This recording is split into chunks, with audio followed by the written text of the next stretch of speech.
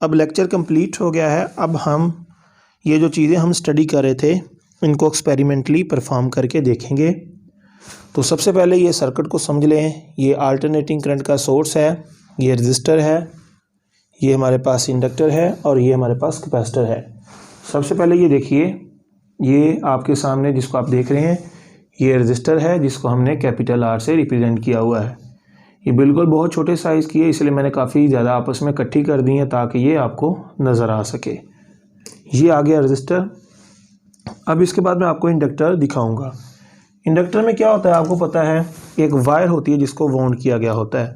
तो ये आपको एक वायर वाउंड नज़र आ रही है, ये देखें वायर को हमने ऐसे वाउंड किया हुआ, ये एक कॉइल बनी हुई है। तो ये एक इंडक्टर है, ठीक है। एक और इंडक्टर दिखाता हूँ, ये भी ऐसे एक वायर ही है जिसको मैंने ऐसे वाउंड किया हुआ है। तो ये जो आप देख रहे हैं ये भी इंडक्टर है। एक और देख लें, ये मेरे पास ये भी एक इंडक्टर है। इसमें भी हमने ऐसे सिलेंड्रिकल शेप में ऐसे वायर को वाउंड करके कॉइल बनाई हुई है। तो ये जो आप देख रहे हैं ये भी एक इंडक्टर है जिसकी इंडक्टेंस जो है काफ़ी हाई है। इसके बाद आपको कैपेसिटर दिखाऊंगा। ये जो आप देख रहे हैं ये हमारे पास कैपेसिटर है, ठीक है। इसके अलावा और भी बहुत सारी शेप्स हो सकती हैं कैपेसिटर की। फॉर एग्जांपल ये भी हमारे पास इस शेप का कैपेसिटर भी हो सकता है, ये जो आप शेप देख रहे हैं। इसके अलावा शेप का कैपेसिटर, ये वाला कैपेसिटर भी इस शेप में भी अवेलेबल होता है, ठीक है। इसके बाद हमारे पास ये एक बड़े साइज़ का कैपेसिटर है जो मैंने यहाँ पे ये आपके सामने रखा हुआ है। तो कैपेसिटर हमारे पास डिफरेंट शेप्स के हो सकते हैं और डिफरेंट वैल्यूज़ के हो सकते हैं। और ये भी कैपेसिटर है, ये ब्लॉक शेप का कैपेसिटर है। हम इस वाले कैपेसिटर को यहाँ RLC सर्किट में यूज़ करेंगे। तो मैंने आपको रजिस्टर, कैपेसिटर और इंडक्टर ये तीनों चीज़ें दिखा दी। अब हम इनको आपस में कनेक्ट करेंगे और आप इसके बारे में स्टडी करेंगे। तो इससे पहले एक चीज़ और है कि वो भी देख लीजिए। हमारे पास ये जो है ये क्या है, अल्टरनेटिंग करंट का सोर्स, यानी अल्टरनेटिंग करंट का सोर्स है जिसकी फ्रीक्वेंसी भी वेरिएबल है, ठीक है। ये भी मैं आपको दिखाता हूँ। मेरे पास 2-3 हैं लैब में, एक मैंने लेक्चर में दिखाया था, ये एक और है हमारे पास, इसको भी आप देख लें। ये हमारे पास है अल्टरनेटिंग करंट जनरेटर जिसकी फ्रीक्वेंसी हम लोग जो है वो चेंज कर सकते हैं, ठीक है। इस वक्त इसकी जो फ्रीक्वेंसी आ रही है, इससे जो फ्रीक्वेंसी निकल रही है अल्टरनेटिंग करंट की, वो है 145 जो हर्ट्ज़ में है इसकी फ्रीक्वेंसी, ठीक है। हम इसकी फ्रीक्वेंसी को नाप घुमा के चेंज कर सकते हैं। अब नाप से इसकी फ्रीक्वेंसी ये देखें 380 हो गई, 5, 14, 20। अब यहाँ से इसकी फ्रीक्वेंसी जो है वो चेंज कर सकते हैं। ये देखें 1.18 किलोहर्ट्ज़ हो गई, यहाँ 1.5 किलोहर्ट्ज़। तो हम इससे अल्टरनेटिंग करंट की फ्रीक्वेंसी को क्या कर सकते हैं, चेंज कर सकते हैं, कम भी कर सकते हैं। ऐसे अल्टरनेटिंग करंट की फ्रीक्वेंसी को हम इसे ज़्यादा भी कर सकते हैं। तो ये चीज़ जो आपको दिखाई जाती है अल्टरनेटिंग करंट का सोर्स जिसकी फ्रीक्वेंसी क्या है, वेरिएबल, तो ये आप इसको रियल में देख रहे हैं। ये इसका सिंबल है, ये रियल में हमारे पास अपरेटस मौजूद है, ठीक है। और अल्टरनेटिंग करंट जो है हमें यहाँ ये जो 2 वायर्स हैं, ये टर्मिनल्स हैं, यहाँ से मिलेगा। मैं आपको इसका भी दिखाता हूँ, इसको भी देखिए। यहाँ पे रख दिया मैंने इसको, इसके साथ मैं यहाँ पे LED कनेक्ट करता हूँ।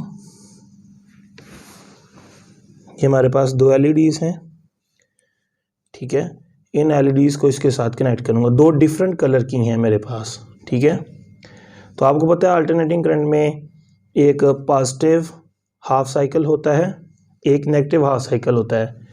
तो ये LEDs जो हैं ये इसी हिसाब से चलेंगी कि अगर पॉजिटिव हाफ साइकिल आता है तो एक कलर की लाइट चलेगी, अगर नेगेटिव हाफ साइकिल आता है तो दूसरे कलर की लाइट रोशन होगी, जिससे आपको पता चल जाएगा कि ये हमारे पास जो इस जनरेटर से मिलने वाला करंट है वो अल्टरनेटिंग करंट है।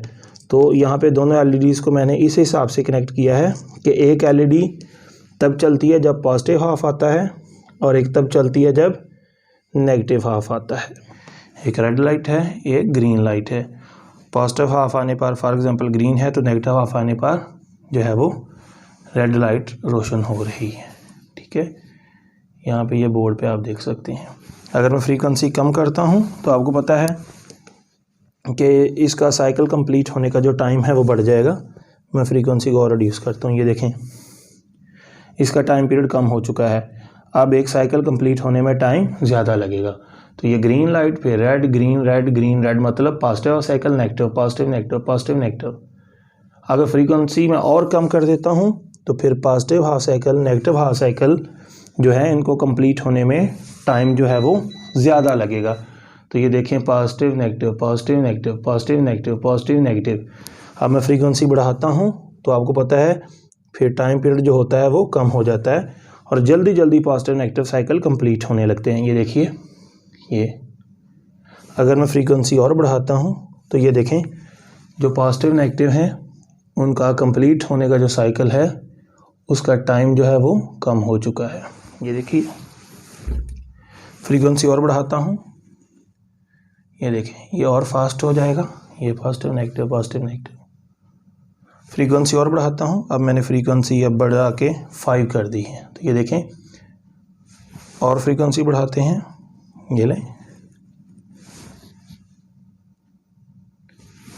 और बढ़ाते हैं, ये बहुत फास्ट हो गए हैं। ये लें, अब फ्रीक्वेंसी बहुत ज़्यादा कर दी है। इतनी तेज़ी से अब ऑन ऑफ हो रहे हैं कि जो आप है आपके लिए इनको डिटेक्ट करना मुश्किल है। इस वक्त फ्रीक्वेंसी मैंने जो है वो 227 हर्ट्ज़ कर दी है। अभी भी उसी तरह ऑन ऑफ हो रहे हैं, लेकिन हमारी आंखें इनको डिटेक्ट नहीं कर पा रही। हमारी आइज़ एक ख़ास फ्रीक्वेंसी तक इसको डिटेक्ट कर सकती हैं, इनका ऑन ऑफ होना। लेकिन अब इनकी फ्रीक्वेंसी चूँकि बहुत ज़्यादा है, हमारी आइज़ इनको डिटेक्ट नहीं कर पाती। फ्रीक्वेंसी 228 है। फ्रीक्वेंसी कम कर लेंगे तो हमारी आइज़ को पता चलना शुरू हो जाएगा कि ये ऑन ऑफ हो रही है। देखें, ये फिर उसी तरह। तो ये मैंने अल्टरनेटिंग करंट जनरेटर दिखाया और आपको बताया कि हम इसकी फ्रीक्वेंसी को क्या कर सकते हैं, चेंज कर सकते हैं। अब जैसे सर्किट डायग्राम में रेजिस्टर, इंडक्टर और कैपेसिटर आपस में सीरीज़ में लगे थे, इसी तरह मैंने रियल में इन कंपोनेंट्स को सीरीज़ में कनेक्ट कर दिया है। ये रेजिस्टर है, ये कैपेसिटर है, ये इंडक्टर है। रेजिस्टर के साथ कैपेसिटर, साथ इंडक्टर। सीक्वेंस आगे पीछे हो जाए इसका कोई प्रॉब्लम नहीं होता सीरीज़ में। अब यहाँ पे रेजिस्टर है जिसकी रेजिस्टेंस R है, और ये हमारे पास कैपेसिटर है जिसकी कैपेसिटेंस C है, और ये इंडक्टर जिसकी इंडक्टेंस L है। और ये देखें, सारे एक ही लाइन में हैं और ये तीनों आपस में सीरीज़ में कनेक्ट किए हुए हैं। तो ये रेजिस्टर का एक टर्मिनल बचेगा, ठीक है, यहाँ पे ये वाला, और दूसरा एक टर्मिनल ये इधर से ये वाला। तो एक बार ये है, एक बार ये बच गई। आपको पता है इनके साथ हम क्या कनेक्ट कर देते हैं, अल्टरनेटिंग करंट जनरेटर को। तो ये मेरे पास अल्टरनेटिंग करंट जनरेटर है जो कि मैंने आपको पहले भी दिखाया है। अब मैं इसको यहाँ पे कनेक्ट करूँगा, यहाँ पे जगह नहीं है तो इसको मैं साइड पे रखूँगा। इन पॉइंट्स के साथ मैं अल्टरनेटिंग करंट जनरेटर को, यानी सीरीज सर्किट के साथ अल्टरनेटिंग करंट जनरेटर को कनेक्ट करूँगा। ये अब देख सकते हैं आप कि ये रेजिस्टर, ये कैपेसिटर, ये इंडक्टर तीनों सीरीज़ में हैं, और एक टर्मिनल इसका इधर से जनरेटर से कनेक्ट है और एक टर्मिनल इसका इधर से जनरेटर से कनेक्टेड है, ठीक है। यानी हमने यहाँ पे तीनों को सीरीज़ में कनेक्ट किया। कनेक्ट करने के बाद इसको हमने, ये अल्टरनेटिंग करंट जनरेटर है, फिर इसको इसके साथ कनेक्ट कर दिया। इसको मैं थोड़ा पीछे रखने जा रहा हूँ क्योंकि यहाँ पे जगह थोड़ी कम है। तो ये RLC सीरीज सर्किट के साथ हमने अल्टरनेटिंग जनरेटर को कनेक्ट कर दिया है। अब यहाँ पे मैं इसको डायग्रामेटिकली ऐसे बना सकता हूँ कि ये जो अल्टरनेटिंग करंट जनरेटर है इसको हमने RLC सीरीज सर्किट के साथ ऐसे कनेक्ट कर दिया, और उधर से मैं फ्रीक्वेंसी इसकी चेंज कर सकता हूँ। अब इसके बाद मैं एक और काम करने जा रहा हूँ। यहाँ पे वोल्टमीटर कनेक्ट करने जा रहा हूँ, यहाँ पर, यानी मैं वोल्टमीटर कनेक्ट करने जा रहा हूँ अक्रॉस द इंडक्टर और अक्रॉस द कैपेसिटर, ताकि आपको पता चल सके कि इंडक्टर के अक्रॉस कितने वोल्टेज ड्रॉप हो रहे हैं और कैपेसिटर के अक्रॉस कितने वोल्टेज ड्रॉप हो रहे हैं। तो इसके लिए मेरे पास वोल्टमीटर होना चाहिए। तो मैं यहाँ पे एक वोल्टमीटर यहाँ पे रखता हूँ, ये मैं अक्रॉस द कैपेसिटर इसको कनेक्ट करने जा रहा हूँ। ये वाला वोल्टमीटर अक्रॉस द कैपेसिटर जो है वो कनेक्ट हो चुका है। अब इसके बाद दूसरा वोल्टमीटर है जो हमें अक्रॉस द इंडक्टर जो है वो कनेक्ट करना है। इसको यहाँ से वोल्ट पे सिलेक्ट कर लिया जाएगा। इस वक्त अक्रॉस द कैपेसिटर 1.6 वोल्ट हैं। और एक और मीटर जिसको मैं अक्रॉस द इंडक्टर जो है वो कनेक्ट करूँगा, जो इंडक्टर के अक्रॉस जो वोल्टेज है उनको मेजर करेगा।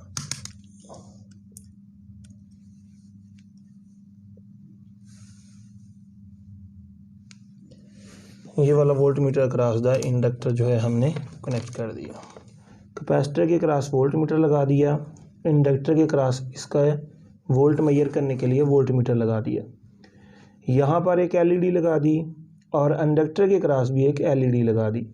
जो कैपेसिटर के अक्रॉस लगाई उसका कलर रेड है, इंडक्टर के अक्रॉस जो मैंने एलईडी लगाई उसका कलर ग्रीन है। अगर कैपेसिटर के वोल्टेज बढ़ेंगे तो यहाँ लाइट की रोशनी बढ़ जाएगी और मीटर पर जो वोल्ट हैं वो भी बढ़ जाएंगे। अगर इंडक्टर के अक्रॉस वोल्टेज बढ़ते हैं तो इसकी जो लाइट है इसकी रोशनी बढ़ जाएगी और यहाँ पे मीटर की जो रीडिंग है वो भी बढ़ जाएगी। तो इस वक्त मैंने फ्रीक्वेंसी कम रखी हुई है। अगर फ्रीक्वेंसी कम है तो कैपेसिटर के वोल्टेज ज़्यादा हैं, इंडक्टर के वोल्टेज 0.96 यानी ये कम है। ये 2 हैं, ये 0.969 ये कम है। चूँकि हम जानते हैं कैपेसिटर के across voltage IRMS multiply by XC होता है। XC 1/2 पाई ओमेगा C होता है, यानी 1/2 पाई XC 1/2 पाई FC होता है। फ्रीक्वेंसी कम है, अगर फ्रीक्वेंसी कम होगी VC ज़्यादा होगा, कैपेसिटर के अक्रॉस वोल्टेज ज़्यादा होंगे, लाइट की रोशनी ज़्यादा होगी। ये देख लें। अब मैं अगर फ्रीक्वेंसी को बढ़ाता हूँ तो देखिए, जब फ्रीक्वेंसी बढ़ती है, फ्रीक्वेंसी बढ़ने से आप देखेंगे कि जो कैपेसिटर के अक्रॉस वोल्टेज हैं वो कम होना शुरू हो गए। ये देखिए, कैपेसिटर के वोल्टेज कम हो रहे हैं और इंडक्टर के वोल्टेज जो हैं वो बढ़ रहे हैं। फ्रीक्वेंसी बढ़ रही है, कैपेसिटर के वोल्टेज कम हो रहे हैं, इंडक्टर के वोल्टेज बढ़ते जा रहे हैं। तो अब ये देखें, इसकी लाइट कम हो चुकी है, इसकी लाइट की रोशनी जो है वो बढ़ चुकी है। ठीक है, तो अब देखिए फ्रीक्वेंसी बढ़ेगी, फ्रीक्वेंसी के बढ़ने से VC की वैल्यू कम हो जाएगी, लाइट इसकी मध्यम हो जाएगी और वोल्ट मीटर पर वोल्टेज भी थोड़े हो जाएंगे। तो अगर हम इंडक्टर की बात करें, इंडक्टर के अक्रॉस जो वोल्टेज होते हैं वो होते हैं VL बराबर होते हैं IRMS मल्टीप्लाई बाई होता है XL। आपको पता है करंट दोनों में सेम है। IRMS XL बराबर होता है 2 पाई F इंटू क्या होता है L। अगर हम यहाँ से फ्रीक्वेंसी को बढ़ाएंगे तो वोल्टेज अक्रॉस द इंडक्टर बढ़ेंगे। तो अब यहाँ से देख सकते हैं कि फ्रीक्वेंसी बढ़ाने से क्या इफ़ेक्ट आता है और फ्रीक्वेंसी कम करने से क्या इफ़ेक्ट आता है। मैं फ्रीक्वेंसी कम कर रहा हूँ, फ्रीक्वेंसी कम होएगी, इंडक्टर के अक्रॉस वोल्टेज कम हो जाएंगे, ये लाइट मध्यम हो जाएगी, यहाँ पे वोल्टेज कम हो जाएंगे। अगर मैं फ्रीक्वेंसी को बढ़ाता हूँ तो फ्रीक्वेंसी के बढ़ाने से इंडक्टर के अक्रॉस वोल्टेज बढ़ रहे हैं और यहाँ पर जो लाइट है उसकी रोशनी बढ़ रही है और कैपेसिटर के अक्रॉस वोल्टेज कम हो रहे हैं। तो आप इस तरह क्या देख सकते हैं, फ्रीक्वेंसी कम करें तो कैपेसिटर के वोल्टेज बढ़ना शुरू हो जाते हैं, फ्रीक्वेंसी को बढ़ाएं तो इंडक्टर के जो वोल्टेज हैं वो बढ़ना शुरू हो जाते हैं। तो आप मुझे बताइए, मैं फ्रीक्वेंसी को क्या कर रहा हूँ, इंक्रीज़। फ्रीक्वेंसी इंक्रीज़ होने से क्या हो रहा है, इंडक्टर के वोल्टेज बढ़ रहे हैं और कैपेसिटर के वोल्टेज कम हो रहे हैं। अब मैं फ्रीक्वेंसी कम करने जा रहा हूँ।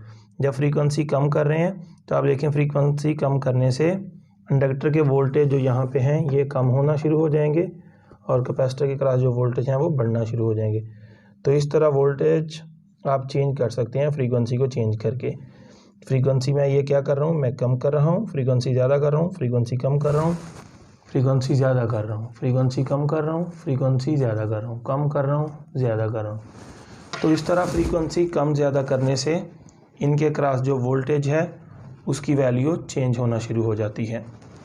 जो कैपेसिटर के अक्रॉस वोल्टेज हैं वो लो फ्रीक्वेंसी पर जो है वो उनकी वैल्यू ज़्यादा होगी, लेकिन इंडक्टर के अक्रॉस जो वोल्टेज हैं वो लो फ्रीक्वेंसी पर कम हो जाएंगे। अगर फ्रीक्वेंसी बढ़ाता हूँ तो कैपेसिटर के वोल्टेज कम होना शुरू हो जाते हैं, इंडक्टर के वोल्टेज। तो इस तरह आप देख सकते हैं कि ये लाइटों की रोशनी कभी ग्रीन बढ़ जाती है, कभी रेड। जब फ्रीक्वेंसी कम करता हूँ रेड बढ़ जाती है, जब फ्रीक्वेंसी बढ़ाता हूँ ग्रीन बढ़ जाती है। फ्रीक्वेंसी कम करता हूँ रेड, तो इधर से मैं फ्रीक्वेंसी को बढ़ाता हूँ या कम करता हूँ, उसी हिसाब से इधर और इसके अक्रॉस वोल्टेज चेंज होते हैं। फिर एक ऐसी फ्रीक्वेंसी आती है जिस फ्रीक्वेंसी पर जाके आप देखें कि दोनों की जो लाइट है वो तकरीबन क्या हो जाती है, आपस में सेम हो जाती है। तो इसका मतलब ये होता है जिस वक्त दोनों की लाइट बराबर हो चुकी है, इस वक्त जितने वोल्टेज यहाँ पे हैं उतने ही वोल्टेज यहाँ पे होंगे। तो दोनों के वोल्टेज जब सेम हो जाएंगे, समझ लो कि उस वक्त XL और XC आपस में इक्वल हो चुके हैं। इस वक्त आप देख सकते हैं कैपेसिटर के क्रॉस वोल्टेज भी 2.3 हैं और इंडक्टर के क्रॉस जो वोल्टेज है वो भी 2.3 हैं। तो इस वक्त रेजोनेंस हो चुकी है। इसका मतलब जितने वोल्टेज कैपेसिटर पर हैं उतने ही वोल्टेज इंडक्टर पर हैं। इस वक्त मैंने जनरेटर से जितनी फ्रीक्वेंसी सेलेक्ट की है वो इसकी रेजोनेंस फ्रीक्वेंसी। अब हमने एक एक्सपेरिमेंट कर लिया कि लो फ्रीक्वेंसी पर कैपेसिटर के क्रॉस वोल्टेज ज़्यादा होते हैं और हाई फ्रीक्वेंसी पर इंडक्टर के क्रॉस जो वोल्टेज होते हैं वो ज़्यादा होते हैं। और साथ मैंने LEDs भी लगाई ताकि आप रोशनी से भी पता लगा सकें। अब मैंने यहाँ से LEDs को डिस्कनेक्ट कर दिया है, ठीक है।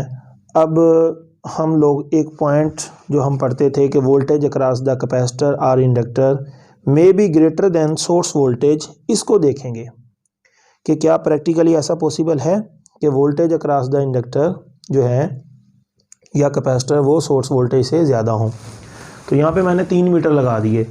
ये मीटर वोल्टेज बताएगा अक्रॉस द कैपेसिटर, ये मीटर बताएगा वोल्टेज अक्रॉस द इंडक्टर और ये मीटर जो है मैंने सोर्स वोल्टेज यानी अल्टरनेटिंग करंट जनरेटर के जो वोल्टेज हैं वो इस मीटर पर शो होंगे, ठीक है। तो आप देख सकते हैं कि सोर्स वोल्टेज यानी अल्टरनेटिंग करंट जनरेटर जो हमने लगाया हुआ है इसके वोल्टेज आ रहे हैं हमारे पास 6.01 या 6 वोल्ट हैं, ठीक, 6 पॉइंट समथिंग है, ये थोड़े वेरी कर रहे हैं, ये 6 वोल्ट है। और आप देख सकते हैं कैपेसिटर के क्रॉस वोल्टेज कितने हैं, 28.9 और इसी तरह आप इंडक्टर के क्रॉस वोल्टेज देख सकते हैं ये कितने हैं, 28.86। तो आपने देखा कि सोर्स वोल्टेज हमारे पास 5 हैं लेकिन जो कैपेसिटर के क्रॉस वोल्टेज हैं या इंडक्टर के क्रॉस वोल्टेज हैं वो सोर्स वोल्टेज से ग्रेटर हैं, आप ये देख सकते हैं। और ये इस वक्त रेजोनेंस हो चुकी है। आपको कैसे पता चलेगा रेजोनेंस? हमें पता है रेजोनेंस पर जितने वोल्टेज इंडक्टर के होते हैं उतने ही वोल्टेज कैपेसिटर के होते हैं। तो हमने यहाँ पे देख भी लिया कि वोल्टेज अक्रॉस द इंडक्टर और कैपेसिटर दोनों आपस में सेम हैं और दूसरे नंबर पे ये वोल्टेज जो सोर्स वोल्टेज है उससे ज़्यादा है। अब यहाँ पे सवाल पैदा होता है कि ये जो वोल्टेज हैं ये किधर गए हैं।